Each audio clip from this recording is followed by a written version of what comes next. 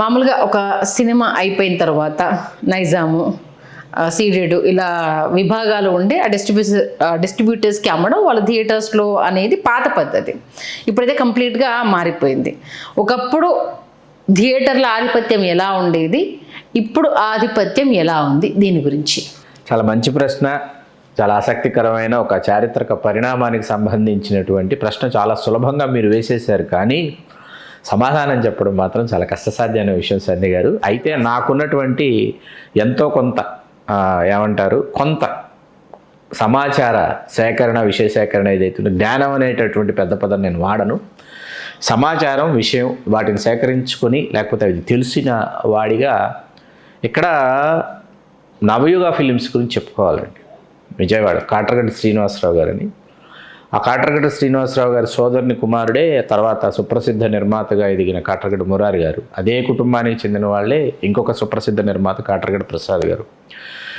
ఈ నవయుగ ఫిలిమ్స్ ఏంటంటే ఈ కాట్రగడ్డ శ్రీనివాసరావు గారితో పాటు గుళ్ళపల్లి కుటుంబానికి చెందిన జీడి ప్రసాదరావు గారు ఉంటారు, గుళ్ళపల్లి దుర్గా ప్రసాదరావు గారు, వాళ్ళు షేర్ హోల్డర్స్, వాళ్ళు కూడా పార్ట్నర్స్. ఆ గొడపల్లి దుర్గాప్రసాదరావు గారి కుమారులే రాంప్రసాద్ గారు జీవి నారాయణరావు గారిని ఆర్టిస్ట్ ఇటీవల ఇంటర్వ్యూ ఇచ్చారు. చిరంజీవి గారితో చాలా సినిమాల్లో నటించిన నారాయణరావు గారు, మన యముడికి మొగుడు వన్ ఆఫ్ ద, ఆయన జీడి ప్రసాదరావు గారి కుమారులే. గుంతకల్లని మా రాయలసీమ ప్రాంతం సీడెడ్ అంటారు, దత్తమండలాలకు సంబంధించి. ఈ సీడెడ్లో నవయుగాకు సంబంధించి జీడి ప్రసాదరావు గారు హైదరాబాద్ వచ్చిన తర్వాత రాంప్రసాద్ గారు తర్వాత వారి సోదరులు రవి గారు చూసుకున్నారు వాటిని. ఇక్కడ వీళ్ళకి మళ్ళీ సారథి స్టూడియోస్లో షేర్స్ ఉండేవి. వీళ్ళు సారథి స్టూడియోస్లో షేర్ హోల్డర్స్. సారథి స్టూడియోస్ ఎవరిది? చల్లపల్లి రాజా శ్రీమంత్, యార్లగడ్డ లక్ష్మి, చాలా పెద్ద పేరు ఆయన ప్రసాద్ గారు, చల్లపల్లి రాజా గారు. వారి కుమారులు శివరామకృష్ణ ప్రసాద్ గారు, వాళ్ళకి సంబంధించినటువంటి సారథి స్టూడియోస్. అందులో షేర్ హోల్డర్స్. అదే కుటుంబానికి అల్లుడో మరి దత్తుడో పర్వతనేని వారి ఇంటికి వెళ్ళి శశిభూషణ్ గారు ఒకరు, స్టేట్ రౌడీకి నిర్మాతగా ఆయన పేరు వేస్తారు, సుబ్బరామిరెడ్డి గారు సమర్పించిన. ఇది దీనికి సంబంధించి ఈ నవయుగ ఫిలిమ్స్ ఏంటంటే, నవయుగ ఫిలిమ్స్ తర్వాత లక్ష్మీ ఫిలిమ్స్ లింగమూర్తి గారు అని చెప్పి, ఇట్లా మీకు అన్నపూర్ణ వాళ్ళు, ఏది దుప్పట్ మధుసూదన్ గారు, వీళ్ళ సినిమాలన్నీ నవయుగాలు ఉండేవి. ఆ తర్వాత వీళ్ళు కూడా పంపిణీ రంగంలోకి వచ్చారు, లక్ష్మీ ఫిలిమ్స్. వీళ్ళ లక్ష్మీ చిత్ర, శ్రీలక్ష్మి చిత్ర ఇవన్నీ ఉండేవి. మా తర్వాత మీకు విఎంసి ఫిలిం డిస్ట్రిబ్యూటర్స్ మా సీడెడ్కి వచ్చేటప్పటికి. ఇట్లా మీకు చిరంజీవి గారి సినిమాలు, చిరంజీవి గారితో ఆరంభించబడి కనీవినీరుగుని స్థాయికి వెళ్ళినటువంటి డిస్ట్రిబ్యూషన్ సంస్థలు నాకు గుర్తున్నంతలో నాగేశ్వరరావు గారి సినిమాల తర్వాత మీకు విజయవారు ఉండేవారండి. ఓకే, విజయవాడలో కూడా పంపిణీ రంగంలో ఉండేవారు. పూర్ణ ఫిలిమ్స్ కామరాజ్ గారు అంటారు, వాళ్ళు కాదు పూర్ణ ఫిలిమ్స్, పూర్ణ రిలీజ్ అని వేస్తారు, కామరాజ్ గారు అంటారు వాళ్ళు. మీకు ఇక్కడ చిరంజీవి గారి సినిమాలకు సంబంధించి డిస్ట్రిబ్యూషన్ అనే వ్యవస్థ, చిరంజీవి గారికి ముందు వ్యవస్థ ఎలా ఉండేదంటే, డిస్ట్రిబ్యూషన్ వ్యవస్థలో డిస్ట్రిబ్యూటర్లు నిర్ణయించేవారు. క్యాస్టింగ్ కావచ్చు, లేకపోతే ఎవరు ఉంటే డిస్ట్రిబ్యూట్ చేస్తామని చెప్పి డిస్ట్రిబ్యూటర్లు నిర్ణయించేటటువంటి ఒక పరిస్థితి. అప్పుడు ఏంటంటే జిల్లాల వారీగా కాదు, ప్రాంతాల వారీగా మాత్రమే కొనుగోళ్ళు ఉండేవి. అంటే ఆంధ్ర మొత్తం, సీడెడ్ అంటే సీడెడ్, నైజాం అంటే నైజాం, 3 ప్రాంతాలే. మైసూర్ అనేవాళ్ళు, బెంగళూరు స్టేట్ మొత్తం, కర్ణాటక మైసూర్ రిలీజ్ అనేవాళ్ళు. అజంతా మూవీస్, గోకుల్ కంబైన్స్ అవన్నీ మైసూర్లో ఉండేవి. వీళ్ళ ఈ కాట్రగడ్డ శ్రీనివాసరావు గారు, ఆయన వందిమాగదులు ఎవరైతే ఉన్నారో వాళ్ళు నిర్ణయించేవాళ్ళు కాస్టింగ్ ఎవరు, ఆర్టిస్టులు ఎవరు, పలానా కమెడియన్ ఉన్నాడు, రేలంగి గారు ఉన్నారా లేదా, సూర్యకాంతమ్మ గారు ఉన్నారా లేదా, తర్వాత ఎవరు ఏంటి, ఏ సీను ఎలా చేస్తున్నారు. వీళ్ళు వచ్చి రషెస్ కట్ అయిన తర్వాత వీళ్ళు వచ్చి సినిమా చూసేవారు, డిస్ట్రిబ్యూటర్లు వచ్చి చూసేవారు. నాకు బాగా గుర్తున్నంతలో కోదండరామిరెడ్డి గారు వీళ్ళు నాకు చెప్పింది, లక్ష్మీ ఫిలిమ్స్ లింగమూర్తి గారు విజయవాడ నుంచి బయలుదేరారు అని అంటే నెల్లూరుకి ఎదురొచ్చి నిర్మాతలు ఆయన్ని తీసుకుని వెళ్ళేవారంట. నెల్లూరు వరకు ఎదురొచ్చి నెల్లూరు నుంచి ఆయన్ని స్వాగతించి తీసుకుని వెళ్ళేవాళ్ళు. లక్ష్మీ ఫిలిమ్స్ లింగమూర్తి గారు చిరంజీవి గారితో కూడా ఒక సినిమా చేశారు, చాలా మందికి తెలియదు, కిరాతకుడు ఒక సినిమా కోదండరామిరెడ్డి గారి డైరెక్షన్లోనే, లక్ష్మీ ఫిలిమ్స్ డివిజన్. ఇదంతా పూర్వరంగం అనమాట. చిరంజీవి గారు వచ్చిన తర్వాత ఏంటంటే ఈ ప్రాంతాలతో పాటు జిల్లాల వారీగా కూడా డిస్ట్రిబ్యూటర్స్ వచ్చారు. వెస్ట్ గోదావరి ఉషా ఫిలిమ్స్ బాలకృష్ణ గారు, విజయవాడకు వచ్చేటప్పటికి గుంటూరు విజయవాడ కలిపి లక్ష్మీ ఫిలిమ్స్ వల్లభనేని వెంకట్రావు గారు, మా సీడెడ్కి వచ్చేటప్పటికి నవయుగ రాంప్రసాద్ గారు, అట్లాగే విఎంసి దొరస్వామిరాజు గారు, వీళ్ళు పోటీపడి నవయుగకి అరవింద్ గారి సినిమాలన్నీ నవయుగాలు ఉండేవి, మిగతా వాళ్ళ సినిమాలు విఎంసీలో ఉండేవి. నైజాంకి వచ్చేటప్పటికి అక్కడ వెంకటకృష్ణ ఫిలిమ్స్ అని ఆనం గోపాలకృష్ణారెడ్డి అని అతను నెల్లూరు వాళ్ళు నంబర్ ఆఫ్ ఫిలిమ్స్ చిరంజీవి గారివి నైజాంలో రిలీజ్ చేశారు. స్టేట్ రౌడీ సమయానికి ఏమైందంటే అప్పటికి అరవింద్ గారు గీతా ఫిలిం డిస్ట్రిబ్యూషన్ సంస్థ ఈస్ట్ గోదావరిలో ప్రారంభించారు. ఎంటైర్ యునైటెడ్ ఏపీలో తూర్పుగోదావరిలో చిరంజీవి గారి అభిమానులు ఈ అమలాపురం కానీ రాజమండ్రి కానీ కాకినాడలో ఏంటంటే చిరంజీవి గారి సినిమా హిట్ ఫ్లాప్ యావరేజ్ వీటితో సంబంధం లేకుండా 100 days ఆడేసేది. For your kind information, Mrugaraju కూడా 100 days 4 shows ఆడింది కాకినాడలో, ఫ్లాప్ సినిమా కూడా. నేను అప్పుడు 80sకి వెళ్తే హిట్ ఫ్లాప్ యావరేజ్ సంబంధం లేదు, చిరంజీవి గారి సినిమా వేస్తే 100 days హౌస్ఫుల్స్ ఇట్లాంటి మీకు గీతార్ట్స్ చేసిన మాస్టర్ కూడా అందుకే కాకినాడలోనే 175 days 4 shows DTSలో housefulls, 175 days housefulls Kakinada AC DTS first AC DTS థియేటర్లో 175 days హౌస్ఫుల్స్, 175 days హౌస్ఫుల్స్. ఇలాంటి సమయంలో ఏంటంటే అరవింద్ గారికి ఈస్ట్ గోదావరిలో పంపిణీ సంస్థ ప్రారంభిస్తే బాగుంటుంది అని అర్థమయ్యి ఆయన ఏం చేశారంటే పసివాడి ప్రాణంతో 87లో తూర్పుగోదావరి జిల్లాలో అందరూ ఏమనుకుంటారంటే అరవింద్ గారు అనగానే నైజాంలో గీతా ఫిలిం డిస్ట్రిబ్యూషన్ అనుకుంటారు, కాదు, తూర్పుగోదావరి జిల్లాలో 87లో ప్రారంభించారు. ప్రారంభించి చూస్తున్నారు ఒక్కొక్క సినిమా చూసేటప్పటికి స్టేట్ రౌడీ నాకు తెలిసి ఇక్కడ కొంతమందితో భాగస్వామ్యంలోనూ కొంతమంది కలిసి వెంకటకృష్ణ ఫిలిమ్స్ కాకుండా వెలుపలికి ఇచ్చారు. శశిభూషణ్ గారు వీళ్ళందరూ ఉండి వెలుపలికి ఇస్తే అసలు స్టేట్ రౌడీ కలెక్షన్స్ చూసి ఆశ్చర్యపోయారు, ట్రేడ్ ఆశ్చర్యపోయింది. నైజాంలో చిరంజీవి గారి స్టామినా ఇంత ఉందా, ఈ స్థాయిలో ఉందా అని అర్థమైన తర్వాత ఇప్పుడు ఏం చేయాలి, ఎవరికి ఇవ్వాలి? అరవింద్ గారు ఆచితూచి అడిగేసి 91 నాకు గుర్తున్నంతలో అక్టోబర్లో రిలీజ్ అనుకుంటాను, ఇది మన రౌడీ అల్లుడు అక్టోబర్లో రిలీజు, సెప్టెంబర్ ఆ ప్రాంతంలో గీతా ఫిల్మ్ డిస్ట్రిబ్యూషన్ అక్కడ ప్రారంభించారు. రౌడీ అల్లుడితో ప్రారంభమైంది నైజాంలో. రౌడీ అల్లుడితో 91లో గీతా ఫిల్మ్ డిస్ట్రిబ్యూటర్స్ హైదరాబాద్లో ప్రారంభమైంది, సికింద్రాబాద్ రాష్ట్రపతి రోడ్లో ప్రారంభమైంది. అక్కడి నుంచి ఏమైందంటే ప్రీవియస్ చిరంజీవి గారి సినిమాలు కూడా అరవింద్ గారు గీతా ఫిల్మ్ డిస్ట్రిబ్యూషన్ ఆఫీస్కి కొనుక్కున్నారు. అది తక్కువకై ఉండొచ్చు, లేకపోతే టోకున్ అయి ఉండొచ్చు, ఏ సినిమా అయినా చిరంజీవి గారి సినిమా నైజాంలో గీతా ఫిలిం డిస్ట్రిబ్యూషన్ ఆఫీస్లో ఉండాలి. ఇప్పటికీ 500కు పైగా మొత్తంగా కలిపి 500 పైన సినిమాలు తెలుగు రాష్ట్రాల్లో మరీ ముఖ్యంగా తెలంగాణలో నైజాంలో గీతా ఫిలిం డిస్ట్రిబ్యూటర్స్ డిస్ట్రిబ్యూట్ చేశారు. ఇప్పుడు 500 పైన సినిమాలు.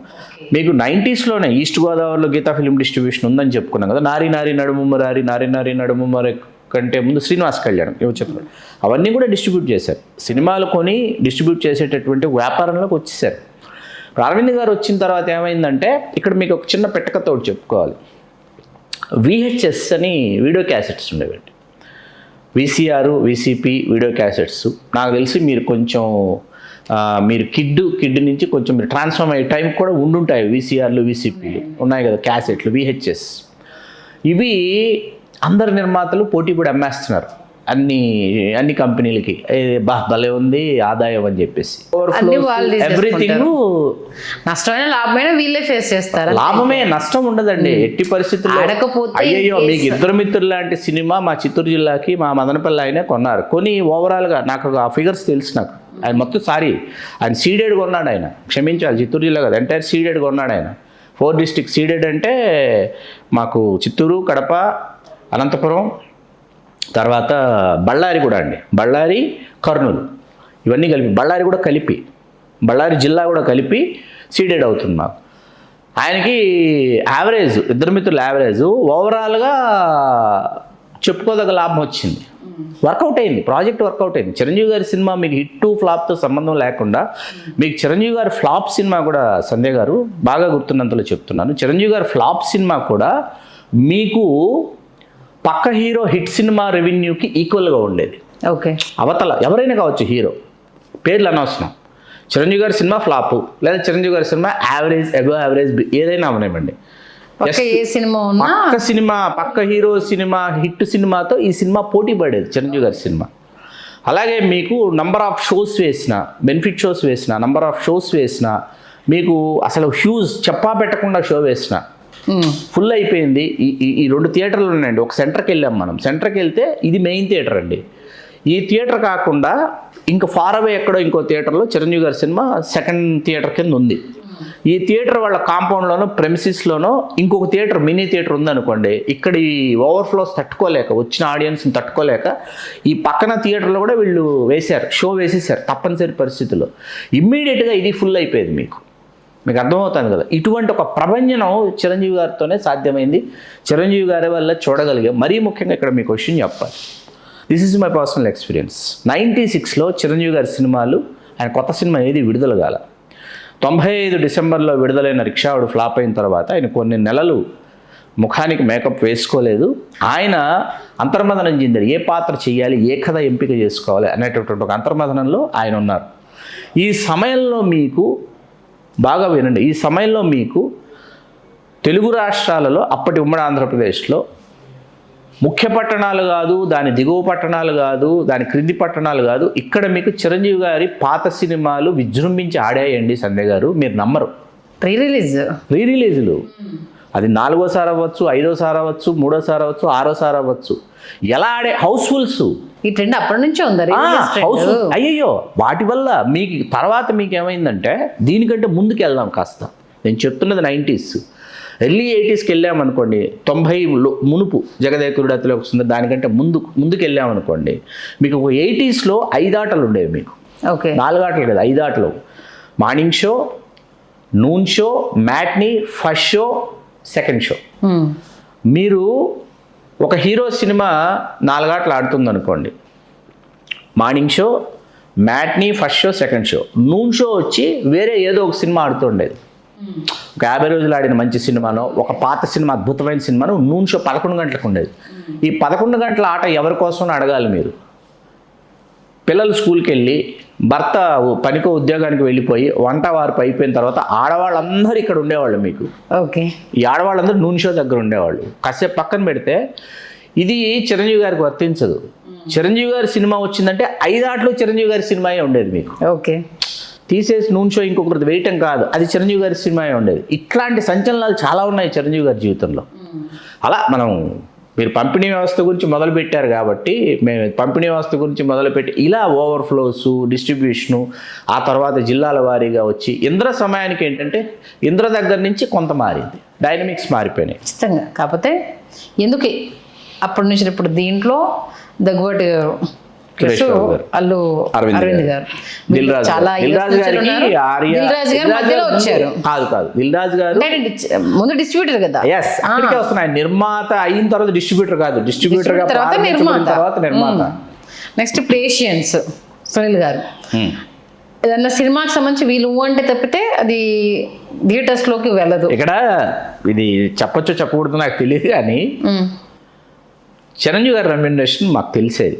ఎంతో కొంత నిర్మాత ఎవరో ఒకరు చెప్పేవారు, బాస్కి మనం ఇలా చేసాం, ఇటువంటి వాళ్ళు ప్రౌడ్గా ఫీల్ అవుతారు కాబట్టి. అది చాలా ఫ్యూ పీపుల్తో షేర్ చేసుకుంటే ఆ సర్కిల్ ఏంటంటే ఉప్పొంగిపోయేవాళ్ళు. బాస్ రెమ్యునరేషన్ ఇంత అని, మన హీరో ఇంత తీసుకుంటున్నాడు, మన హీరో ఇంత అని అనుకునేటటువంటి ఒక దశ గురించి చెప్తున్నా. వెలుపలికి వచ్చిన తర్వాత ఏమైందంటే, ఒకసారిగా సినిమా రెవెన్యూ చూస్తే సంబంధం లేకుండా సినిమా రెవెన్యూ ఎక్కడో ఉండేదండి. హీరో గారు చిరంజీవి గారు తీసుకుంటున్నటువంటి రెమ్యూనరేషన్కి సినిమా రెవెన్యూ అసలు ఆ నిర్మాత కంటే ముందు డిస్ట్రిబ్యూటర్లకి చిరంజీవి గారి రెమ్యూనరేషన్ కంటే డిస్ట్రిబ్యూటర్లకు చాలా ఎక్కువ అందేదండి. For your kind information, Chiranjeevi గారు తీసుకున్న రెమ్యూనరేషన్ కంటే డిస్ట్రిబ్యూటర్కి 5-6 రెట్లు, డిస్ట్రిబ్యూటర్కి ఒక ప్రాంతం డిస్ట్రిబ్యూటర్కి 5-6 రెట్లు అతనికి లాభం చేకూరేది. అది మాకు అర్థమయ్యేది కాదు. అరే ఇదేంటిది అంటే, హీరో గారికి చాలా స్మాల్ కట్ వెళుతోంది, డిస్ట్రిబ్యూటర్స్, ప్రొడ్యూసర్స్ ఈ సర్కిల్లో వెరీ బిగ్ కట్ ఇక్కడ ఆగిపోతుంది అనే విషయం అర్థమయ్యేది.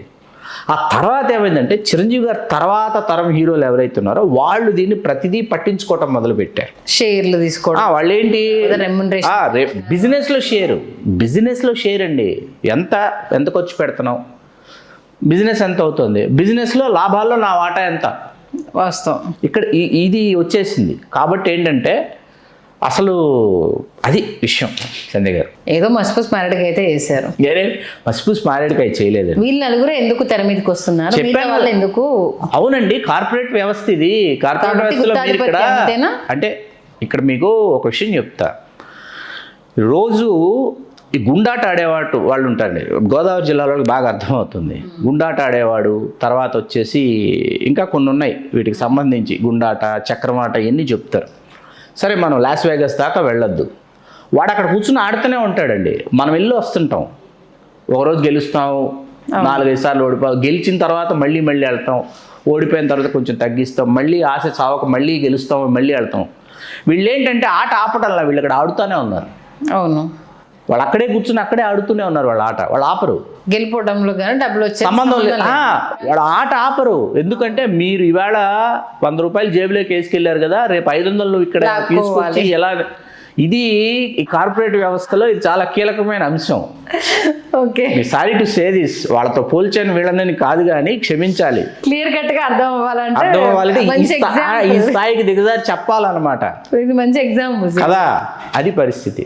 మంచి విశ్లేషణ అందించారు శ్రీకాంత్ గారు, ధన్యవాదాలు.